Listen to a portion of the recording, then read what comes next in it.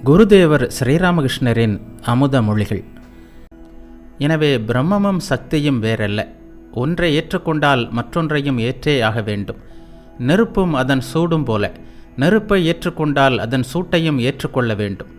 சூட்டை விட்டுவிட்டு நெருப்பை நினைக்க முடியாது. நெருப்பை விட்டுவிட்டு அதன் சூட்டையும் நினைக்க முடியாது. சூரியனை விட்டுவிட்டு அதன் கதிர்களை நினைக்க முடியாது.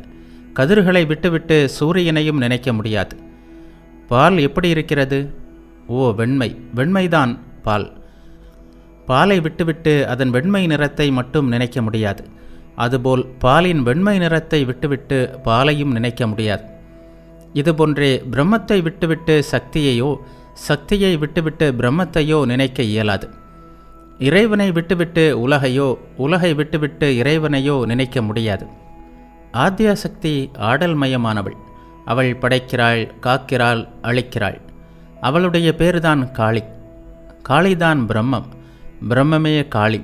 இருவரும் ஒருவரே.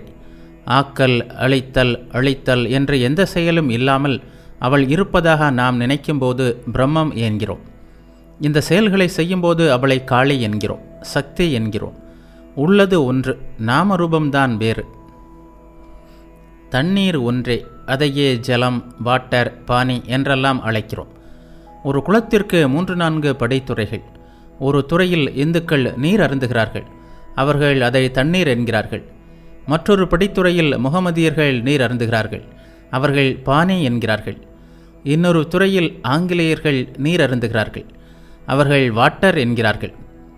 மூன்றும் ஒன்றுதான், பெயரில்தான் வேறுபாடு. இறைவனை சிலர் அல்லாஹ் என்கிறார்கள், சிலர் காட் என்கிறார்கள், சிலர் பிரம்மம் என்கிறார்கள், சிலர் காளி, ராமர், ஹரி, இயேசு, துர்கை என்றெல்லாம் கூறுகிறார்கள். காளி பல்வேறு நிலைகளில் விளையாடுகிறாள். அவளே மகா காளி, நித்திய காளி, ஸ்மசான காளி, ரக்ஷா காளி, ஷியாமா காளி. மகா காளி, நித்திய காளி பற்றி தந்திர சாஸ்திரங்களில் உள்ளது. படைப்பே இல்லாமல் சந்திரன், சூரியன், கிரகங்கள், பூமி எதுவுமில்லாமல் எங்கும் காரிருள் மயமாக இருந்தபோது தேவி மட்டும் உருவமற்ற மகா காளியாக மகா காலனுடன் விளங்குகிறாள். ஷியாமா காளிக்கு மென்மையான பல வடிவங்கள். வரமும் அபயமும் தருபவள் அவள். வீடுகளில் அவளையே பூஜிப்பார்கள்.